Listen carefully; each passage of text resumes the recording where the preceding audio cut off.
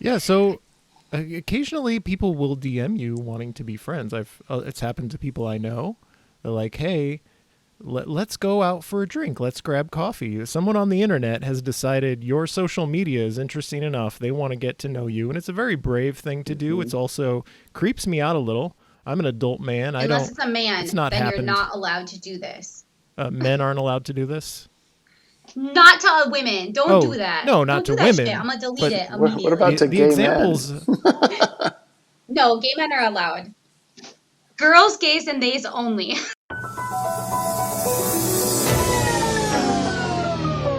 We're rolling. We're rolling. Calling all cat people. This is a real thing. Real thing.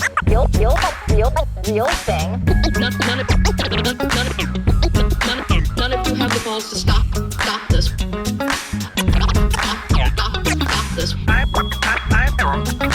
I've got plenty of time. I have nothing else going on today. We're in the Wedge neighborhood right now.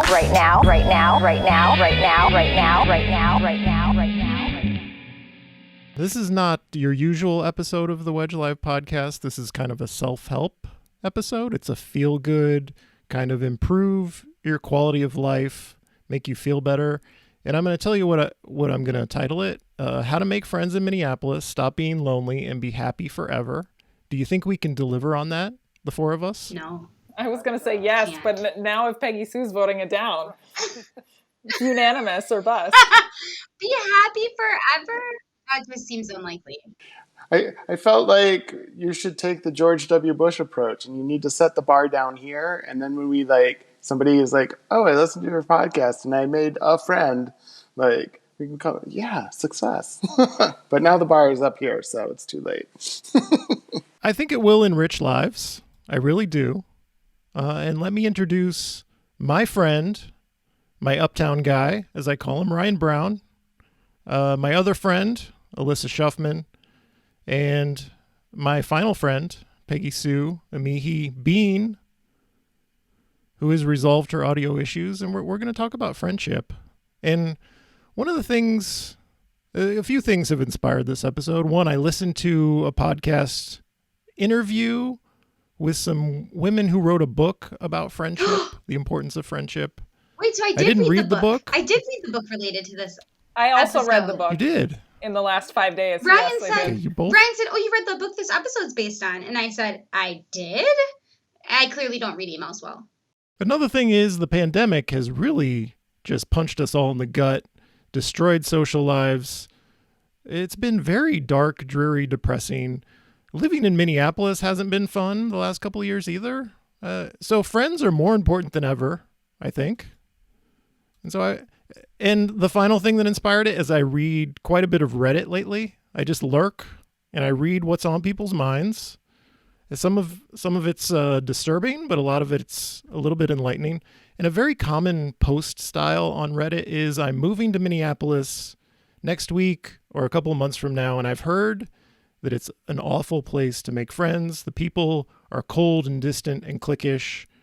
And I think some of that's like a Minnesota reputation, not necessarily Minneapolis. I think we'll probably have to distinguish between Minneapolis and Minnesota quite a bit in this episode. But people are concerned about it. And a lot of the replies to those style of post is, "I've been living here for 2 years, 5 years, 10 years. And you're right. I don't have any friends after all that time. No one will talk to me." And it's kind of sad. That's the introduction. Okay, we're ready to go. That's why we're doing this episode. We're going to try to help people understand, come to an understanding, and maybe they learn something and they find it easier to make friends. Okay, Sound good? Can I start off by saying two things? Peggy Sue, I think we will let you say some things and also talk about the book that I haven't read. So my first thing to say is that I gifted this book to every single person in our wedding party. It was like such a powerful book to me. I loved it. The book that we're referencing is by Aminatou Sow and, oh my gosh, now I can't, Anne Friedman. Anne Friedman, thank you. It's called Big Friendship. And I read it last year, and it was just like changed my perspective so much on my friendships. So I gifted it to everyone that was in our wedding, and like spent $1 billion with bookshop.org. Um, and How many people are in your wedding? oh my gosh, we had so many people. Clearly, my takeaway from that book was not to cull my friends, but to just add more of them in a more meaningful way. And no, 10 out of 10 book. But I also wondered, is it helpful for us to all say how long we've lived in Minnesota? Because I feel like that adds a perspective. If people are I think so. all Yes. Minnesotans. So I grew up in Minnesota and have lived here my whole life. So you probably have a lot of childhood friends. I don't, though. That's the unique thing. Oh. Yeah, that's surprising. Wow. Yeah. I have lived in Minneapolis, in the Wedge, actually, since 2012. I've only lived in the Wedge. So I do not have a very broad perspective here. I have a very limited neighborhood-based perspective, as usual. Alyssa, how long have you lived in either Minneapolis or Minnesota?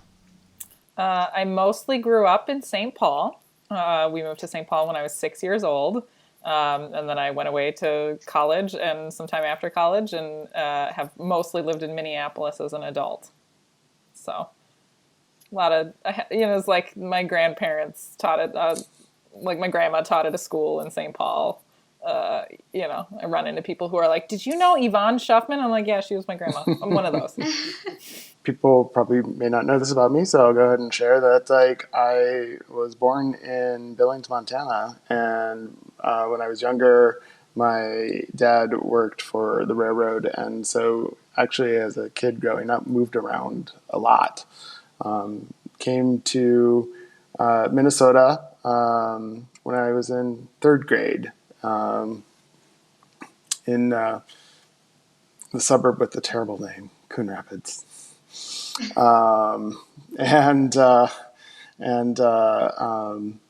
So actually, after being there for 4 years, the railroad was ready to have us move again, and my folks said no, it was time to stay in one spot, and so it was really interesting though, because even as a kid, I definitely could see some of those differences where it was like people would talk about their family get-togethers and stuff, and it was like these big to-dos, and I'm like, my family is all across the nation. Like, just like, what is this sort of situation? But for all intents and purposes, being that I was here since third grade, I really am very Minnesotan, and also went out of state for college, but returned, and I've been in Minneapolis probably since I think 2011. It's been great. I love it. Well, I would just say that it's this is a unique perspective of mostly all Minnesotans, which is maybe, John, you're the only person who can talk to the actual experience of making friends. But you kind of alluded to it, right? That like Minnesotans are notorious for having like 3 childhood best friends that they've never parted ways with, and then you can never make friends with anyone else ever again.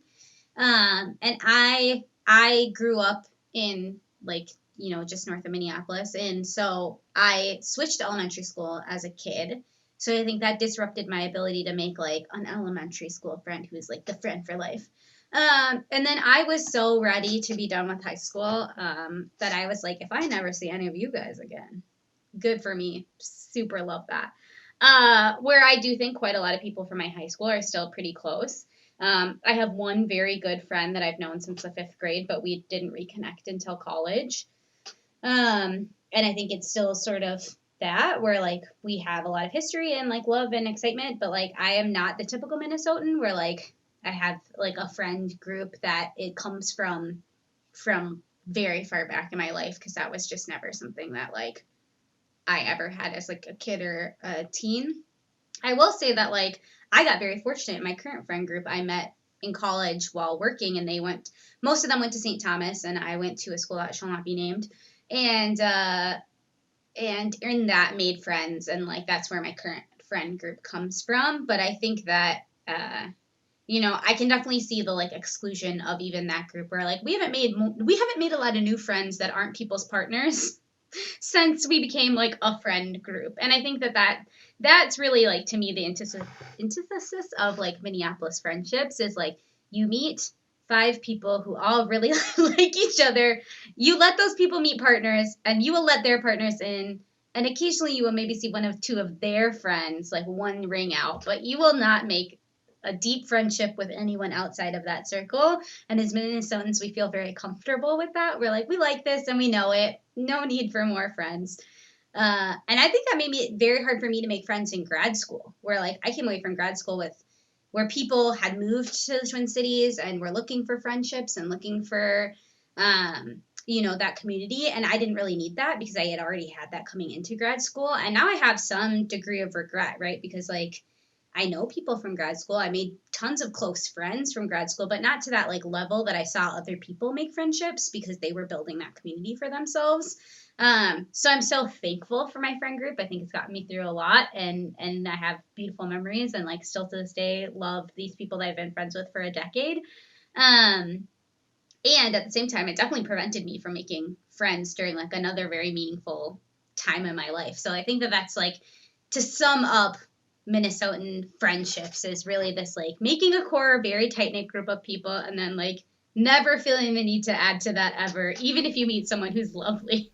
As the person who arrived in Minneapolis, Minnesota as a fully formed adult, I have actually had the exact opposite experience of the stereotype. And again, I have only lived in the Wedge and have that experience of the greater Wedge area. So it's a lot of fellow transplants, city dwellers. And I'm not a person who makes friends easily. I am now. It feels like I am now the person who makes friends easily. But that's not the kind of person I am. I'm very happy being off by myself for long periods, not socializing a lot. I can do that. I can withstand that. But I do enjoy it, being a social person. I've always thought of myself as an introvert, but am now slowly becoming. Sometimes I feel like an extrovert. I don't know what I am anymore. And I feel like Minneapolis has been a very open and welcoming place for me. So I don't have that Reddit experience of I've been here 5 years and I don't have any friends. I'm moving. You all are terrible. One of the things I think accounts for that, and it's probably because like the Wedge is like the center of the political universe, is there's a lot of things to get involved in politically, and those circles, like I've been involved in transportation and housing politics circles, and like these are very welcoming people. They want to bring you in. I read a lot of streets.mn before and after arriving to Minneapolis, and there were social events and you got to meet people that way. So my advice to people who are struggling to make friends is, what are you interested? Find those people who are also interested in those things. If it's politics, great, because there's a lot of activist circles you can throw yourself into, and those people socialize and you can be a part of that. I don't think you're going to have a lot of luck like going to a bar and making friends. Be more interesting than that. That's my advice. What are you interested in? Share it with the world. Have those people share their interests with you. I think you will have a lot of success, especially if you live in the Wedge. This is a plug to move to the Wedge. It's great. It's nothing like Minnesota. People are very open and welcoming. Who wants to go next? I don't know what exactly word. I do. Let's go, Alyssa. No, I want to complicate this narrative that we are all sharing a little bit around what people mean when they say like the Minnesotan way, because there's a lot of that's like coded as white Minnesota, right? Mm-hmm. And I think like bringing it back to the book, Big Friendship very intentionally takes like a full chapter of the book to talk about friendships and race and what it is like to experience a friendship as a white person, and in this particular case as a black person, as an African immigrant. And I think when there are ways in which very specifically folks who are immigrants coming to Minnesota experience the act of trying to make friendship that is very different than white people coming to Minnesota to try to make friends. And so I want to name that because a lot of us are white in this virtual room. And I think it's, as we think about, like, I both want to echo the thing that you said, John, which is like, yeah, of course you're going to make better friendships, or that's a judgment. The friendships that you make that are around shared values or shared interests are likely going to be more meaningful for folks, right? They have been more meaningful for me. And there is never not a situation where that it's complicated for anyone, white people included, whether or not they realize the fact that like their race is a complicating factor in any relationship that they have. So I don't know, that's just like coming to mind as we're having this conversation, that I want to push back against this notion that like all Minnesotan experience friendship exactly the same way, because I don't think we do. And I think there is a race is a big factor in that.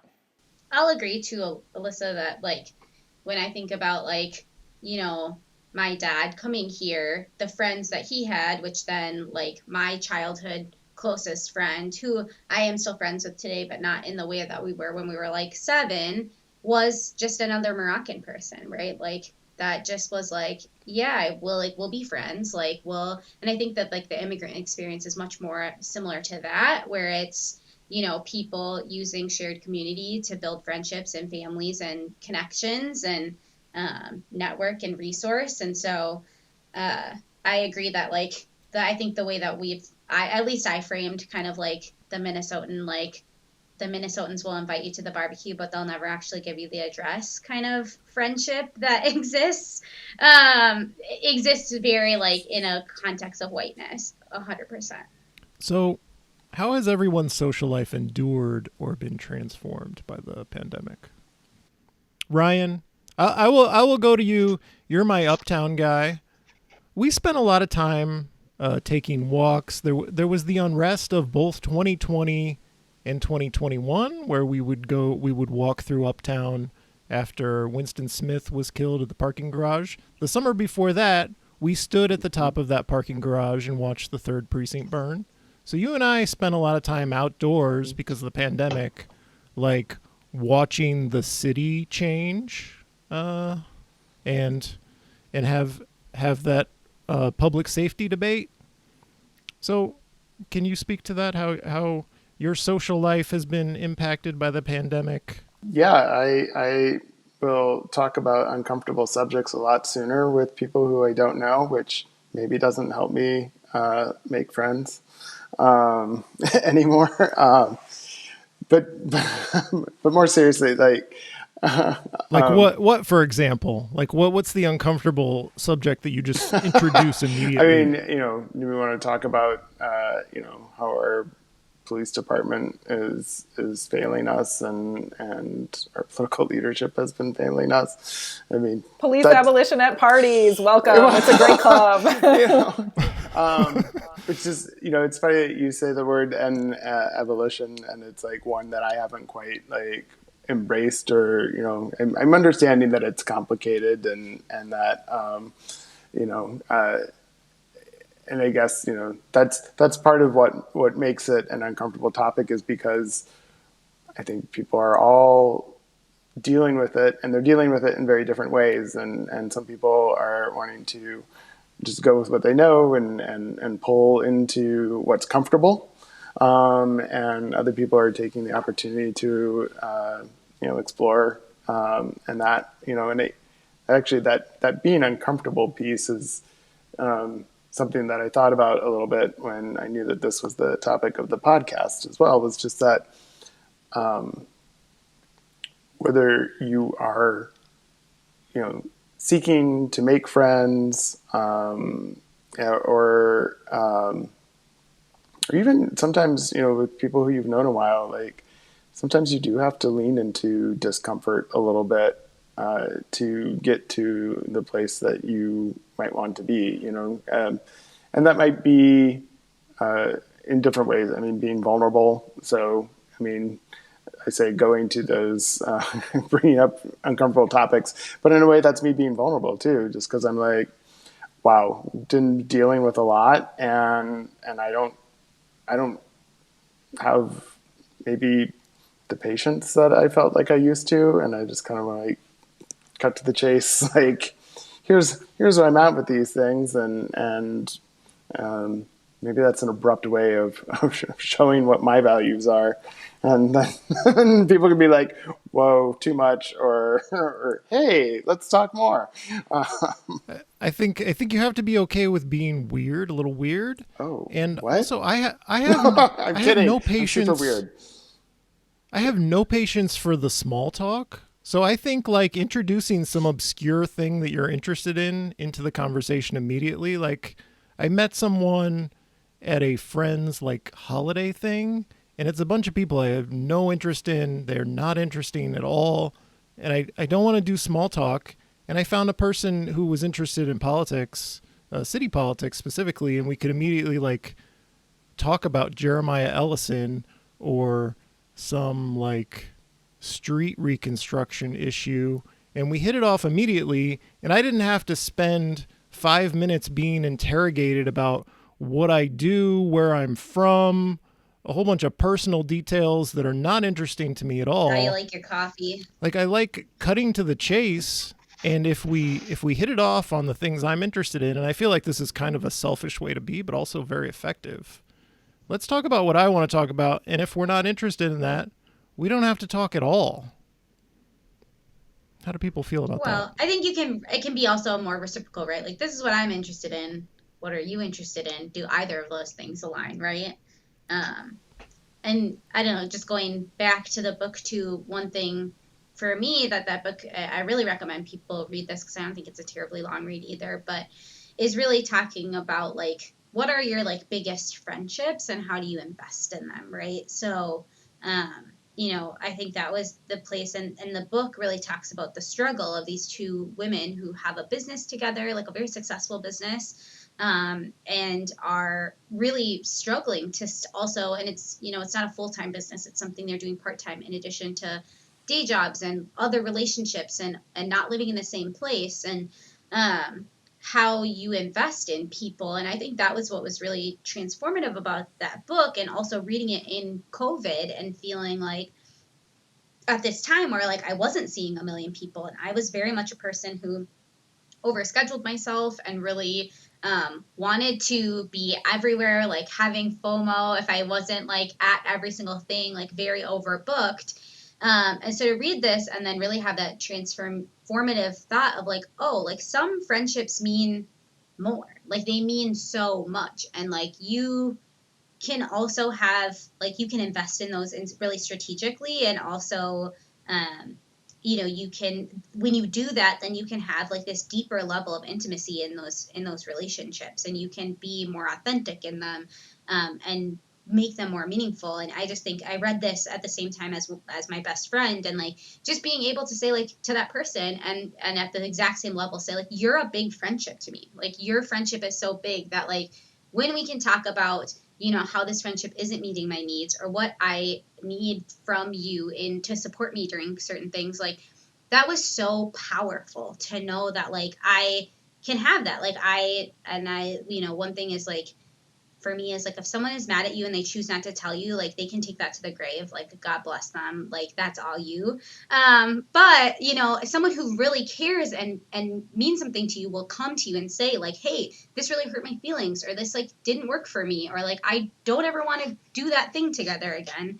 And being able to have that. And so I really recommend too, if you have some friendships that you really want to take to that deeper level of like connection and intimacy, which I think we often associate only with like marital partners or like long-term partners, that can exist and be so meaningful in friendships. And during a time where you might still even now be limiting your access to people, it's so beautiful to invest in a select few people to really have those deep connections with.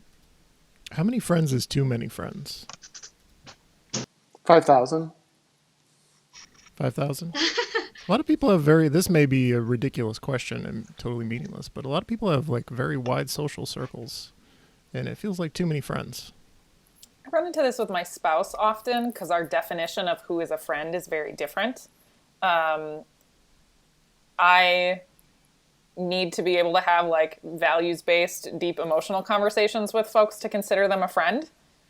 and otherwise they are just an acquaintance. And there are lots of folks in my spouse's social circle where he considers those friends, right? So I think like your definition of what is like Peggy Sue, what you were talking about is like a big friendship, right? Is like sort of my base definition of like what is a friendship. Like if we can't have emotional intimacy. Alyssa, are we married?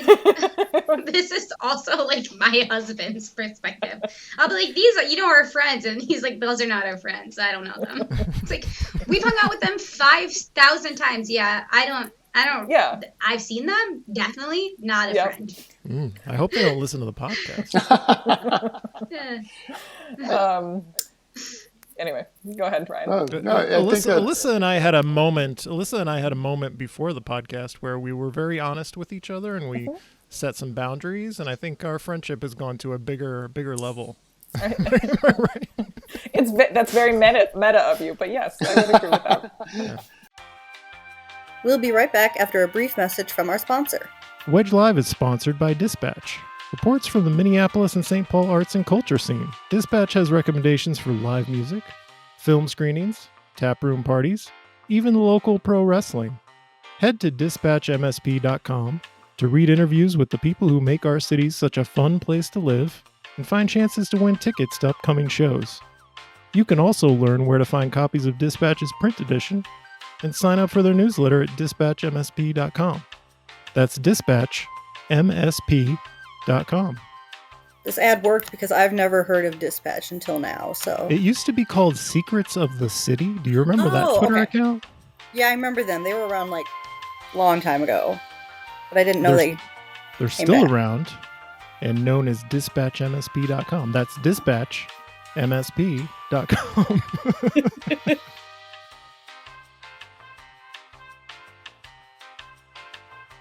And so be very honest with people.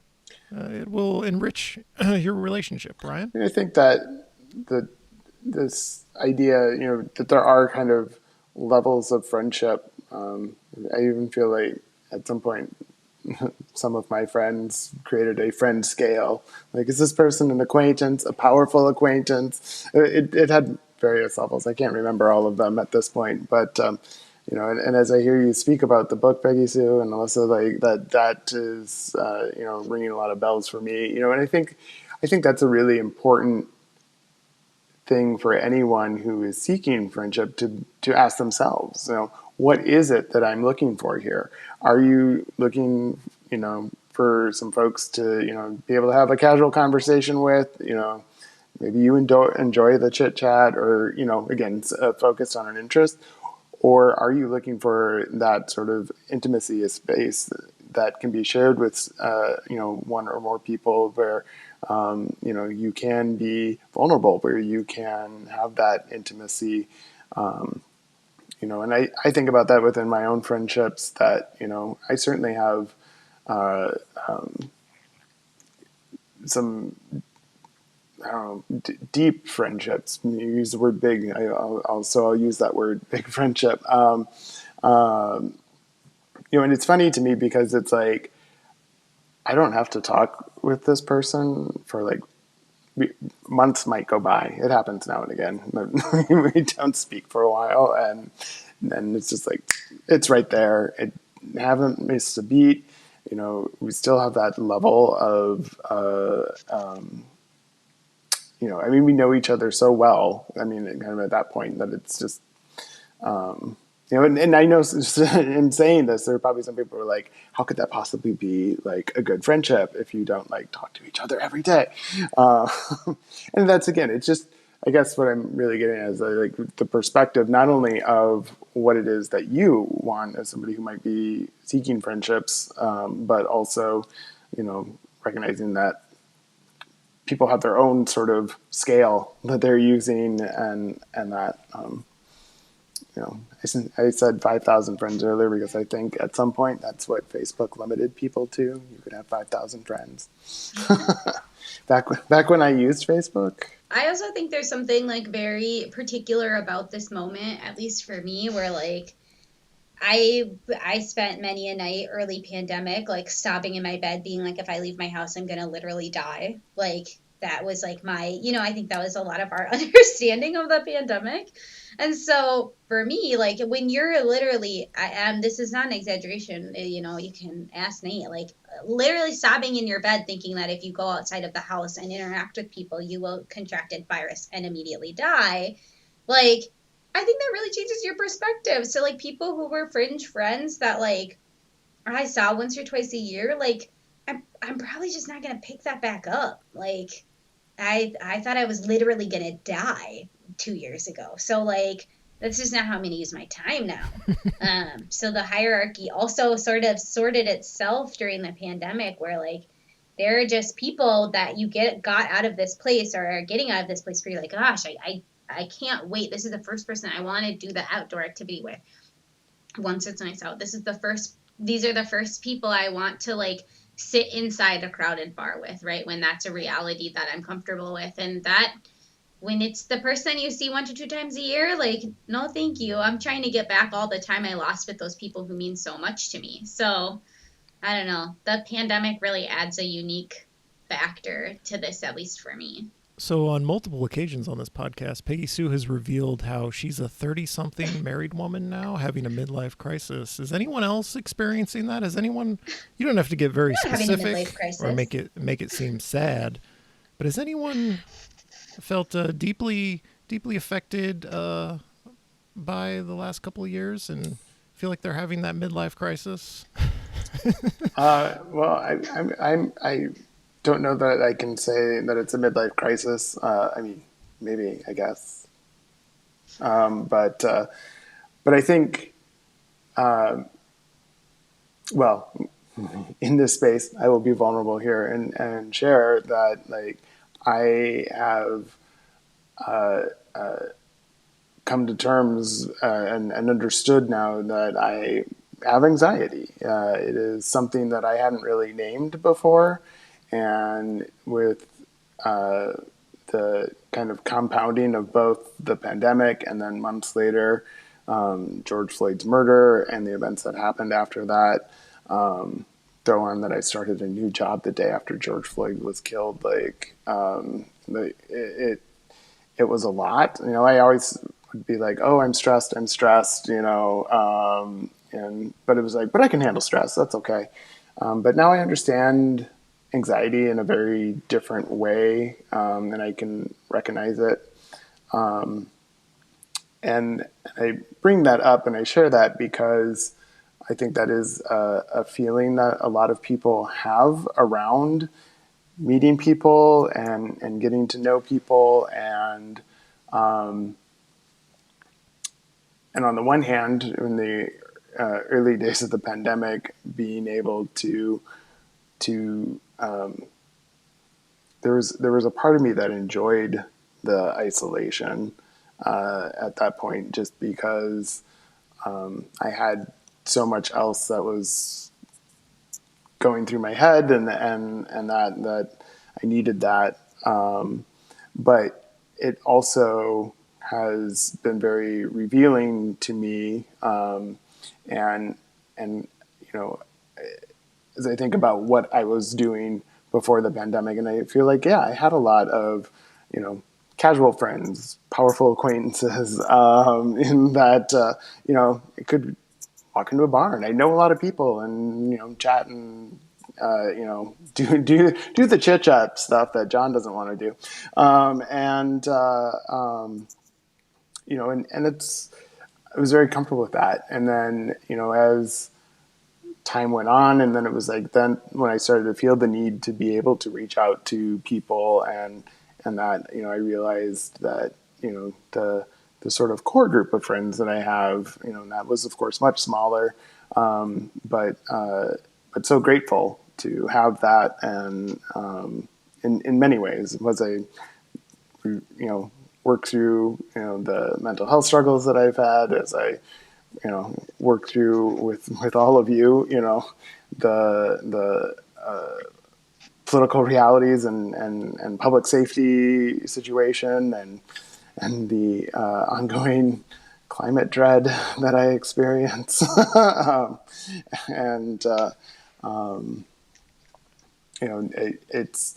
it's important, I think, for folks to recognize, that feeling, which can sometimes be isolating, that anxiety can be an isolating thing, is something that a lot of us experience, in various degrees, but, that you are not alone in that, and it's okay. I'm so anxious all the time. I don't know if it's apparent, but I'm very anxious. I can relate to that. Alyssa, do you have anything to add? I don't want to leave you out of this conversation. I feel like I wish we were all sitting around a table with some beers or coffee or water in your case, John. I don't know that you drink anything but water. It's true. I'm solely water. I don't know if I have the technical capacity to bring us around a table and record that. So sorry, No. we're stuck in virtual world for the rest of time on the Wedge Life podcast. No, I think, there's a lot. I'm not a person with anxiety, but there is a lot in what you said, Ryan, that I resonate with in terms of the act of like trying to have or maintain or grow or end friendships in the context of the pandemic. Like relating to people has been more difficult, continues to be more difficult. And I think there's this way in which the pandemic, for those of us who like really,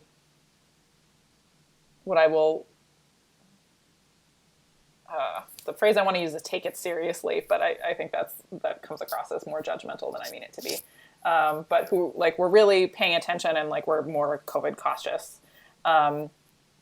There was also this thing that happened where with pods, right? Where like some people had pods and some of us did not. I was a person without a pod, right? Wherein you were forced into this immediate evaluation of your friendships relative to other people's friendships, right? Where like some people had the closeness with certain groups to be able to pod and do that confidently and know that like these were their people, the ones they wanted to see all the time. They were able to like structure their life around a friendship or a relationship in a way that some of us were not able to. And so there was this comparison thing that happened, right? Where it was like, oh, I don't have it. Like the narrative in my head, right, was like, I don't have anybody to pod with, therefore I'm garbage and I don't have any friends, right? And so that sort of thinking is like obviously deeply just like rooted in an anxiety spiral, even though I'm not a person with anxiety. So just thinking about like, there were lots of things that the sort of upheaval of the pandemic did do in terms of like giving what Peggy Sue was saying, I received as like giving us clarity about which relationships matter. And then I think also giving us clarity about like what is the actual state of those relationships in ways that like sometimes is helpful and sometimes feeds into like cycles of anxiety or self-judgment in ways that are like not actually helpful, right? Like I could not pod with my sister because like she was a person with celiacs and like then her wife was pregnant and they were just like not podding with people except for, you know, her wife's parents for like real legitimate reasons, right? And that had nothing to do with me. And so, yeah, I think there's just like this intersection of the pandemic with a lot of all of our like mental health stuff, our emotional health stuff, our like you name it, that just really amplified things in a really big way.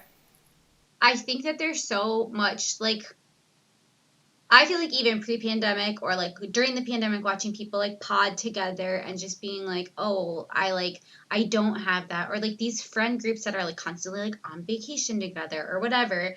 And just feeling like, oh man, and this is coming from someone who has a friend group that we literally do everything together. Like it's so silly to be like, oh, I wish I had that. Like, cause it just looks like so cute on social media or whatever when it's like, that is so stupid. You have literally that and you're watching this still thinking that you don't have that. Mm-hmm. And the amount of times that in scenarios like that where, you know, you've had that thought like, oh, that looks so fun. And then you maybe reach out to one of those people and was like, oh, like, how was your time? How was it? And then they're telling you it was terrible or they didn't have fun. And like social media is just like such a liar. And in the pandemic, then that's all you get, right? Because you're not like, literally the first year of the pandemic, glorious year of my life. I just literally played Switch. And this is as like an extreme extrovert though, like working from home. Between sobbing uncontrollably in your bed, it was glorious, and you played the Switch. You had some it was so high highs glorious. and low lows. It was so, yeah, it was absolutely that. It was like, I'm either like sobbing about having to go to the grocery store because I'm definitely going to catch a pandemic and die. Or like, it's just having the best day of my life, like working until 4:30 p.m. and then playing Animal Crossing for 4 hours every night. Like, incredible.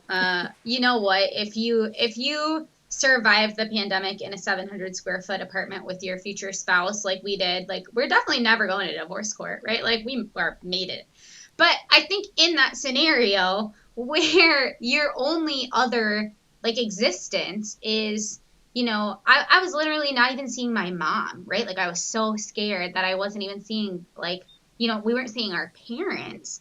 You know, we had like social media showing us like all these things, like the people making terrible choices or these people who are potting and having like these really beautiful spaces. And it's just, it can bring out that anxiety to such a new level when you're already experiencing just such like sadness and grief for this like full, you know, I think even now these full 3 years that we have lost and continue to lose, right? But at the same time, like, social media is just such a liar, and it's like so fake, and like no part of it is real. Nothing is real, and when it comes to the internet. And this is someone who uses social media a lot. The friendships that you see on social media, or like the glimpses into people's relationships on social media, is just, it cannot be captured in its fullest and realest way. And so even if you're seeing something, you're not seeing the full picture of whatever those relationships look like. And I think that has been like an important lesson too in this, is just being like having those conversations where then I'm talking to someone and they're like, no, it's been terrible. Or during those pod periods of like, yeah, we had a pod, but then like so-and-so ruined it because then we realized they were going on trips or whatever. And it's like, I don't know. So to me, I think that that's also an important aspect of this. Like, social media is fake. It's so fake. It's so incredibly a lie. And that is a thing that I like to tell my anxiety. Yeah. Not a single person invited me to be in their pod through the entire pandemic. So yeah, me neither. Shame on all of Me you neither. for not thinking of me, for not DMing me to be in your pod. I have a beautiful story of friendship that involves me and Ryan from a very pandemic story. It was May. Was it May of 2020 that you and I went to Target downtown? Was it May? Mm-hmm. Maybe even April. I don't know. It was late April, early May. Around this time. It's so before the uprising that started. It was at the before very the end uprising. Okay. Yes. Yeah, it's Nintendo Switch related. I was, for some reason, I got it in my head that I needed a Nintendo Switch. You did. And so that's why. I did. And I got one, and I was tracking the stock at local Target stores. And I messaged Ryan about it. I don't know if I convinced Ryan he needed one too, or if Ryan had pre-decided he also needed a Switch. So I said, hey, Ryan, it's in stock. Let's go get our Switch. We lined up outside the downtown Target. And you can't trust people in a line like that. It's completely honor system. And once the doors opened, it was a mad dash to the electronics section at Target. Everyone for themselves. And it was highly inappropriate because it's the middle of the beginning of the pandemic, and people are like scrambling to get to the electronics section no social distancing was observed. Oh, no. We didn't know how contagious it was. I think we were masked, right? We had masks on. I feel that at that point, that was the thing. I remember wearing a mask.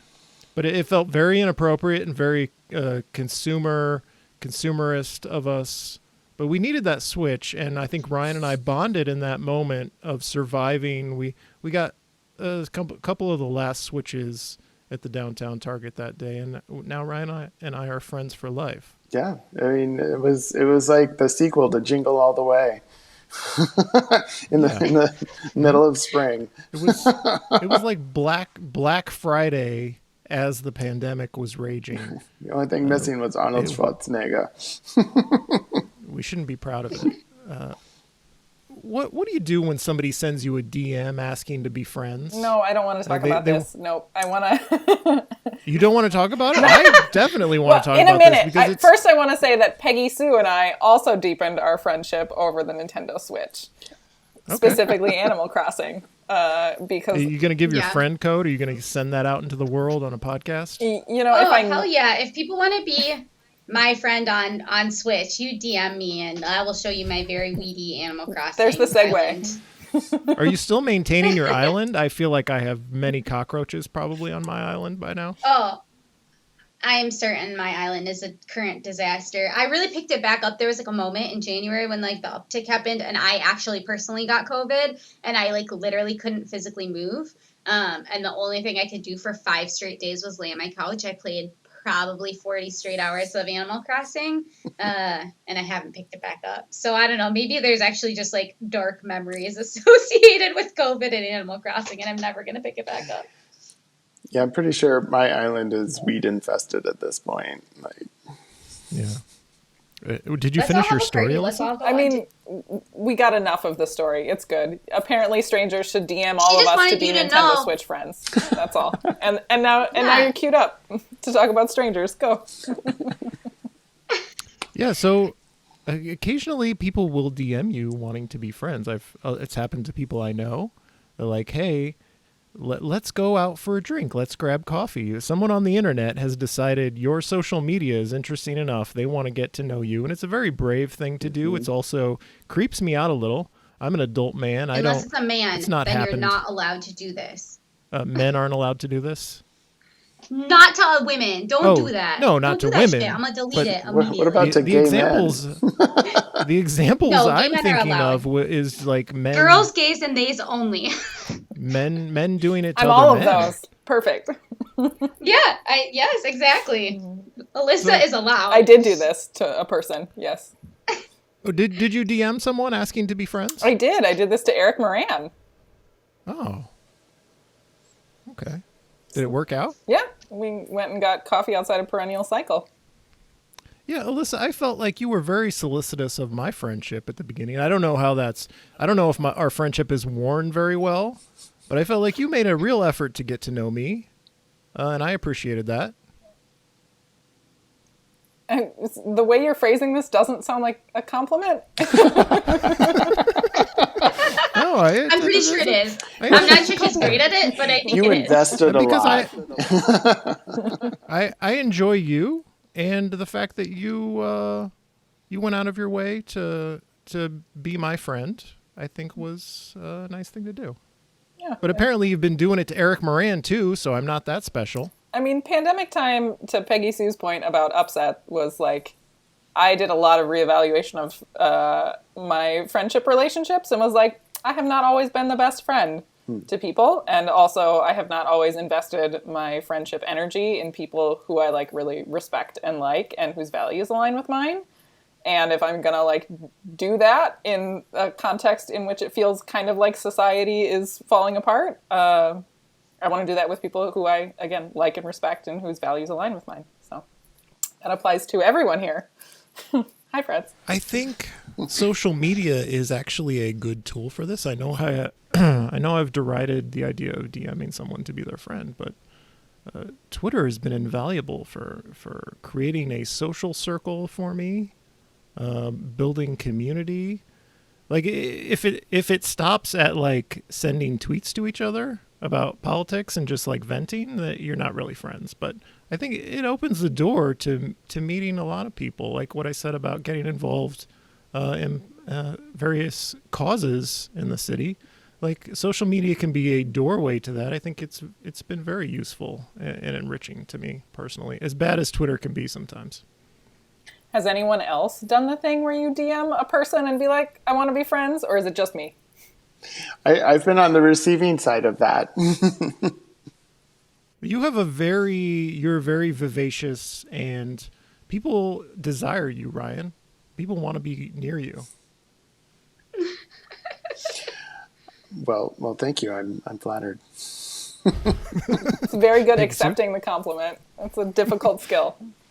I will say that I think, just bringing this all full circle, Wedge Live, Urbanist Twitter, I have made good friends from, I don't know that necessarily DMing someone and being like, let's hang out and be friends, but just happening more naturally. I think of Adam and his wife Lauren. They literally came to my wedding, right? And I had met Adam on Twitter and had, I think at one point he had thought about going to school for planning, and we had chatted about that. And then at the Wedge Live party, we took the bus home together and then decided the four of us would go to a movie, and now we're going to go, Lauren plays roller derby, so we're going to go do that together. And I think that happened very organically from, having those connections over, Twitter or from these situations. I think I talked about this already, but there's someone who works for the city of St. Louis Park who messaged me at a work thing and was like, hello, I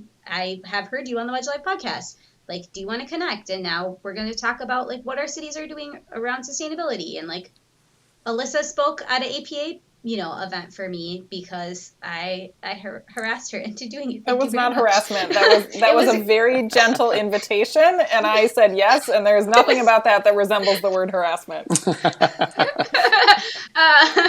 And I was so grateful, and I think I've had those more natural things where just building this network of very value aligned people who because they're value aligned from Urbanist Twitter or from this the Wedge Live podcast where or from the Slack group or whatever, it fits really naturally into my life because the things that they're doing also really align with the things that I want or am doing. So I think that's been the beautiful spot. It's not necessarily just about DMing any random person you find or follow on Facebook or Instagram, but I think that Twitter has been such a powerful vehicle for that, just because I know that, sort of you said, Jen, at the beginning of this, of cutting to the chase. I know all these people share a lot of my similar values and care about the same things and are going to slot into my existing life really well.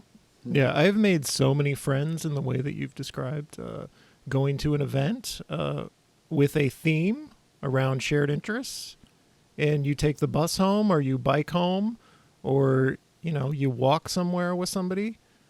Don't ever turn down an invitation to an event because you could have made multiple friends, especially if you're new to the city and you feel like your social life has been lacking. Accept those invitations. Go seek out events that are happening and go to them, and you will find people. I also find that going to an event like that and then DMing somebody oh, I saw you at this event, or, we only had a chance to chat briefly, but would love to follow up. That would be my approach. I'm not the There were no events the first year of the pandemic, and I still wanted to make friends. Circumstances, but just saying, that's my style. Yes, I appreciate it. And here's a tip for me. Sometimes people ask, you want to go get coffee, have a meeting, let's go grab a beer. I don't want to have a beer. I don't want to drink coffee. As Alyssa said, I only drink water. And so I've started suggesting going on walks, which I find to be a much more pleasant way of meeting and having a conversation with someone than to go to a coffee shop, for example. Also, there's so many loud restaurants. I'm going to turn into Andy Rooney from 60 Minutes. Why are restaurants so loud? I can't hear anyone talk. So take a walk with somebody. Have a conversation that way. It's a lot of fun. You will see things. Maybe you'll see a cat. But every half block, there's another conversation starter you might walk past. Go take a walk with someone. Build your friendship. I want to know what Peggy Sue and Ryan's friendship advice is. Yes. So do I. Peggy Sue? In terms of making friends? I don't know. John's been dishing out tips. John's been dishing out friendship advice all episode. Yeah, any helpful life tips that will enrich your social life. Let's go to tips. great question. You know what? Again, I would stand by, like, if you're looking to make friends, like, finding that community, it exists around anything, right? Like, anything that you're looking to be, you know, be doing, or like that interests you, like, there's a community that exists there. And I think that's the power of the internet, right? I was thinking, like, I talked about this last time. I started figure skating, and then I was like, oh shit, there's a whole figure skating Reddit, and people are like in here talking about everything. And like, I had questions, and like, I don't really like. There's a Discord for like urbanists that gives me so much straight anxiety. Like, it's gotten to the point. There's just too many notifications. I don't do well with it. And that is a beautiful place, and I think there's a lot of like lovely, wonderful things in it, but I can't handle it. Sometimes even the Wedge Live Slack, where I'm overwhelmed by the amount of notifications, I can never pick up my phone again. But all that to say that, like, I think there's a community that exists around anything that you want to do. And I seeing my friends now that we're like in our 30s, like, make new friends, like, now that we're all married, I think that core group of friends that I have that is still really tight has that bubble has started to expand a bit as we've gotten older and had partners and moved and bought houses that are farther away from people. And the friends that have been made out of that have been through like reconnecting or connecting through, like, you know, the queer dinner clubs, or like the queer climbing night at MVP, or through, you know, taking a local community ed class, or like, you know, going to, like, you know, even I'm like, and sometimes I like recognize it's like very Minnesotan tendency where someone's talking to me like at figure skating, where like they're clearly trying to be my friend, and I'm like, a new person, I can't speak to you. And like, I think, you know, in seeking out activities that like are meaningful and exciting to you, whether that's like a workout class, or like a, you know, an activity that you like, or, you know, maybe becoming like a master gardener, whatever that thing is, like these interests and hobbies that you have, whether that's in person or online. I think those people are often doing that as a way to make friends too. So like, that is just such a natural place for, like, you know, other people to build that connection. And whether that, you know, you probably have to try a little harder. You have to suss out the people who are there just to like, to sport or to make things, or who are actually just like looking for friendship. But I think that, you know, if you're there looking to make a friend, there's a good chance that someone else there is also looking to make a friend. Here's a way I've lost some friends because they moved to like Kingfield or Lindale neighborhood. Like, people decide they want to buy a house. It's too expensive in the Wedge, too expensive in Whittier. They move to Lindale and Kingfield, or they move to Longfellow, and I never see them again. And it makes me think maybe we weren't really friends to begin with, because that's not that far. But Ryan, do you have any tips? That was an amazing segue.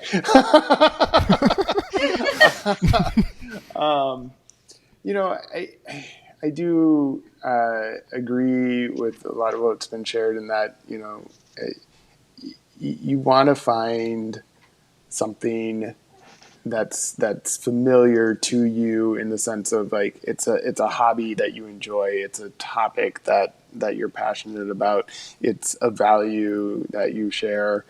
When you're going into a space to where you may not know a lot of people, because when you have that thing in common, right, that makes the conversation a lot easier. And so, you know, if you're challenged by the, you know, I think as Peggy Sue said, oh my gosh, a new person, like, you know, like, those are legit feelings that people have, right? You know, and so when you know that there's that thing that is comfortable, you can get through that uncomfortable moment of getting to know somebody or introducing yourself. And I am fortunate that I think a good part of the time I'm willing to take that step and say hi to somebody who I may not know. I'm not as good at that now, I think, as I used to be. That's something I still need to work on. But yeah, just take a deep breath and go for it, because you don't know where it'll lead. And, you know, I think, as everyone said here, when you share something, it makes for an easy conversation. Alyssa, how do we maintain these long distance friendships when somebody moves from the Wedge to Kingfield? So long, such a distance. Wow. Yeah, how are we even friends? Like, this isn't, this Yeah. is not Kingfield for sure. Yeah, you're I'm all the not way in convinced Ward we're 4. friends. You barely have enough internet to maintain our friendship, our podcast-based friendship. So, Bruh, Good. I just don't have enough Wi-Fi. I'm hardwired in, and that has seemed to solve all the problems. So, Peggy Sue, I see you putting the mic closer to your mouth and it never gets any louder, and I don't think your Yeah. headphones are actually doing anything. yeah, oh, you're totally right. They are. it's okay. It's amazing. It's all right. Um, You're using a different Anyways, mic, back but to it's you, working. Alyssa. Yeah, back to Alyssa. anyway, I mean, I think the first question all of us have to ask ourselves is like, what are our boundaries around friendships? Because one of the intentional decisions I made as a person who went to Indiana for college and then spent some time abroad and then came back was that like I really wanted to, like, it took me a long time to get to this place, but I eventually decided that like I wanted to invest my friendship energy in the geography that really mattered to me, right? And so like I wasn't going to be putting a lot of time and energy into those friendships for those folks who lived in Indiana. As much as they were lovely humans, like they had decided to continue to live in Indiana, and I was not going to drive back twice a year to play Dungeons and Dragons with them, as much as that was lovely and very, very fun. Because it really mattered to me to have folks who had that like shared geography in an understanding of like what is the construction of our world. So I think like getting clear on that with yourself is the first step, and deciding like do you actually want to maintain those friendships? Does that matter to you? Because if you don't, that is okay. You just should make that as a decision, as opposed to just letting those friendships dissolve and not having anybody in that situation understand why, right? Like it's really hard to have a friendship dissolve or fade away, as the parlance goes, when half or all of the people in that situation don't understand why it's happening. I don't know. I think beyond that, it's like part of the reason I personally made that decision was because it is very much of value to me to take my friendships offline as much as humanly possible, which has been like less possible in the context of the pandemic. But I think to all of Peggy Sue's earlier points about social media and the role that it plays, I think maintaining friendships over social media or the internet are really challenging in specific ways. And like for me, very, very draining. For some folks, it's not very draining, and they get a lot of energy around maintaining friendships over the internet, over email or over text or whatever it is. But like, I need a lot of in-person interaction to bolster any online communication I'm having. And so I made like a strategic choice to say like most of my friendships are going to be ones that I maintain that are like local. Mm-hmm. But I have like a really good pair of friends who like moves abroad they're like living in Glasgow now. They're living lovely lives. One of them is like doing grad school, and the other one is like an internationally renowned bartender. And they just like, they move every 6 months to a different country, and they know people who live like everywhere all over the world. And that really works for them because they really want to maintain their schedule of travel and having virtual interactions with people. And that's like what they need and what nourishes them. And they invest deeply for a short period of time. And I need the longer term relationship. So that's not really an answer, except to say that like, decide what your boundaries are and do what feels right for you. I think that's really insightful, that, you have to know some about yourself, as far as, what are you looking for? What are your own needs? Because if you just put yourself out there without any sort of, understanding of what you're looking to get from that, it can sometimes be fruitless, or you might invest energy in a place that you wouldn't otherwise. And that, I think that's, as you were speaking, one of the things that I was thinking we've said a lot in this conversation is about intention. When I think about the intention, it's like, if you're looking for a very deep, big kind of friendship, that you do have to be intentional about that, and you do have to be willing to invest in that. It doesn't happen entirely organically. The first greetings or meetings might be kind of organic, but at some point it takes work, and that's okay, and that's a good thing. But recognize that it is, you will get what you give in that sort of situation. When you find somebody who is worth that investment, that's awesome.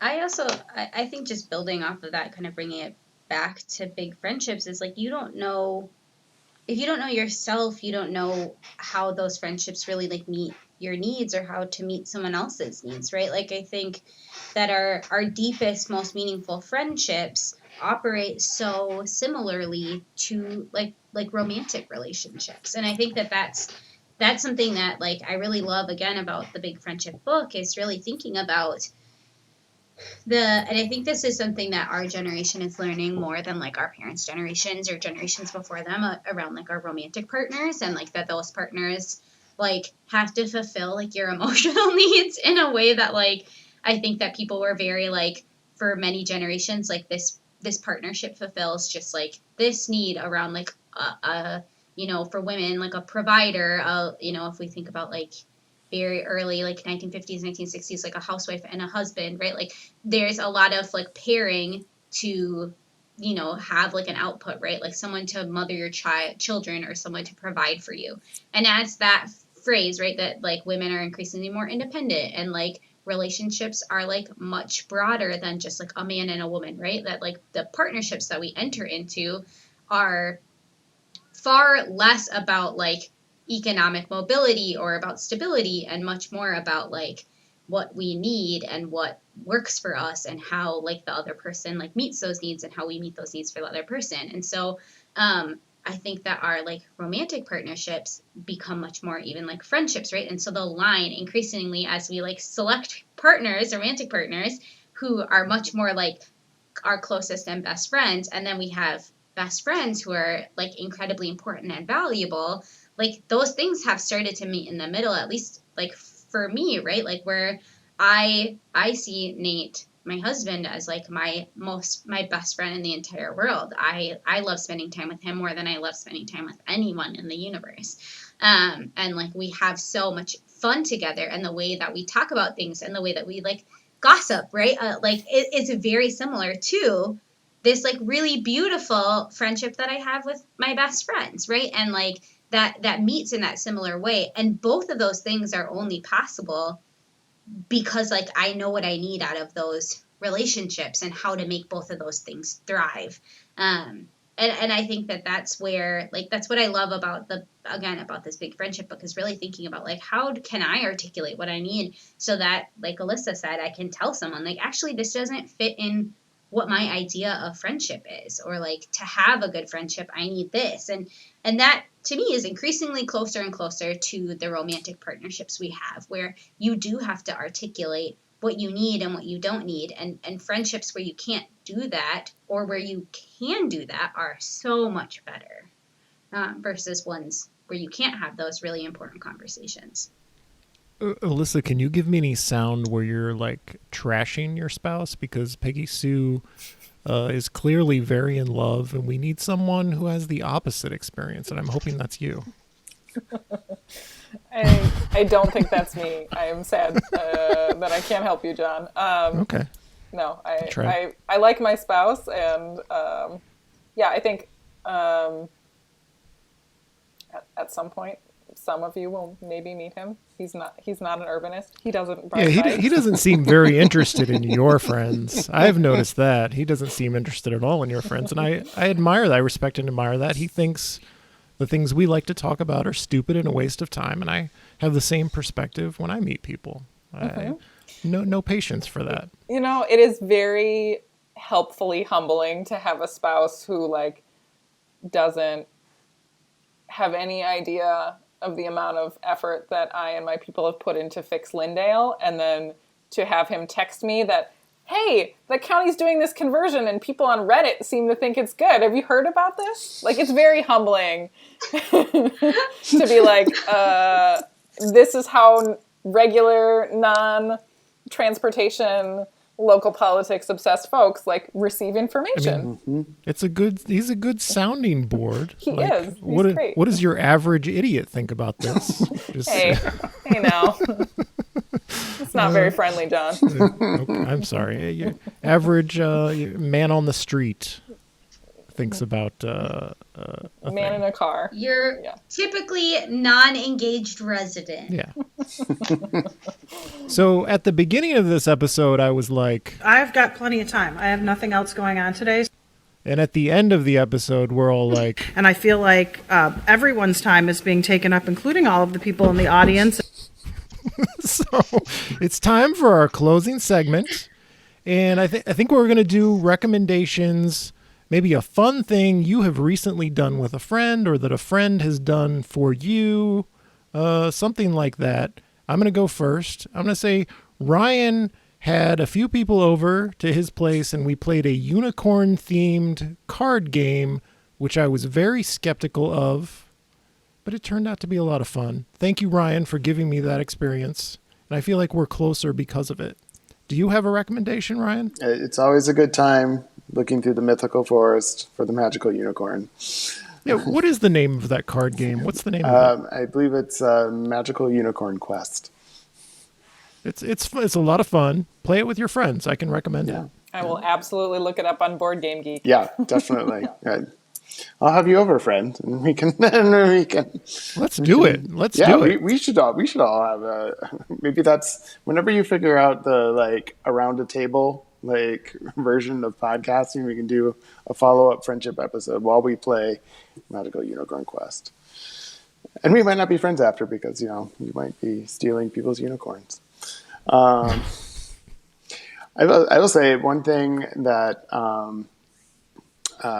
I have a personal goal. I moved to a new space and I have a kitchen that's larger than a postage stamp now. And so I personally have been looking to get more comfortable with cooking. It's something I did before, but I feel like I've lost a lot of it. And so within that personal goal, I have a friend who very much loves cooking and so we got together and made a meal together, and that was a really great experience because again, sharing something that we're both I'm curious about and he's passionate about it, and then I think I love food, I love eating, and so being able to eat afterwards was also an added bonus. One of the things I have really enjoyed in the last year or so with friends is doing swaps of trading labor or homemade goods. So I currently have I have 3 piles of mending to do from friends, where I just sort of put out into the universe, hey, do you want to trade for fermented goods or mend, I can hand mend or sewing machine mend things, and what do you want to swap for that? And it's just very lovely because both you get this insight into people's specific skills, and there's also this way in which even when you're not spending time together, I'm I am on the sofa watching a movie while mending my friend's jeans, right? And it's even though they're not there with me, the experience is I am thinking about that person and their future experience of wearing these jeans. And then also getting to learn more things about their skills around a workout routine, or I had a friend who swapped me we bought it was a metal knife blank. They're called blanks, and he like hand carved the handle for me. Thank you, Matt. Shout out, Matt. So I have like this new like chopping knife where like Matt made the handle, and every time I use it, I get to like appreciate the fact that like Matt made this thing for me. So highly recommend if you have hobbies or skills to just like initiate conversation with your friends about like, can we trade these things? These are incredibly wholesome examples. We just got back from Seattle, and we visited our friends who are living out there temporarily, and it was like 5 straight days of an adult sleepover. Like, it was incredibly fun, where like we worked from home together for several days, you know, and then we would like, I would text my friend just like the coffee emoji and then like the man walking emoji and be like, and she would pop her head out and be like, do you want to go for a coffee walk? And, you know, we watched a ton of like the Final Four tournament and played a card game called Abandon All Artichokes. I don't know if you've ever played that. Extremely fun. And like, it was just like literally every day, like going to sleep in there, like, you know, one bed plus, but then waking up every day. And I was like, for us, it felt like we were at like a little cabin weekend, and like everything that we got to do, like I feel like it was just such a delight to get to spend. I don't think we often get to spend that much time, that much concentrated time with people. You know, you get maybe a cabin weekend for a day or two, but to be for like 5 days straight, to get to do both things that they really loved in their city that they're in, and then also really like normal things, not all just like straight tourist things, but getting to like make, you know, hand roll our own sushi and then watch basketball. Like, that's so lovely. So that was a really fun trip that we took recently. It feels very obvious to say, but living with someone or a group of people is a very intimate experience. And so I have not had roommates. I haven't really had that aside from living with a partner, like living with a group of people. And I recently had an experience where I lived in a house with friends, their family, for like an entire week. And it's very intimate. And I think it will strengthen a friendship, assuming that they're not incredibly irritating, that you don't find out these people are incredibly irritating once. So it's a risk, but if it goes well, it can build a bond. John, So, are you an only child? I am an only child, yes. That explains a lot about you. Me too. What does it explain about me? Well, because like I am one of 6 siblings, and I grew up in the same household with 3 others, 3 of them, and the other 2 not. But like, you get very used to living with very irritating people when you have siblings, because like you don't. It's normal. That's a thing that happens. You don't agree with your siblings. We should avoid it at all costs.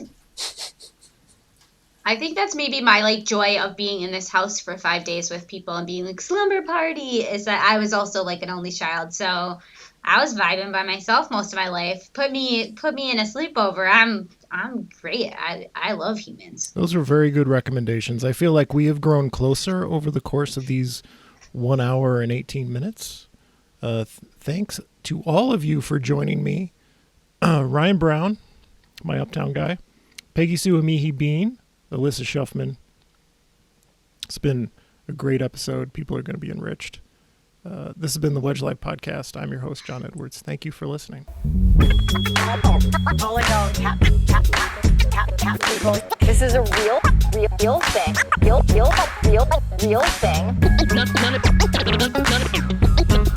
None of you have the balls to stop this. Stop this.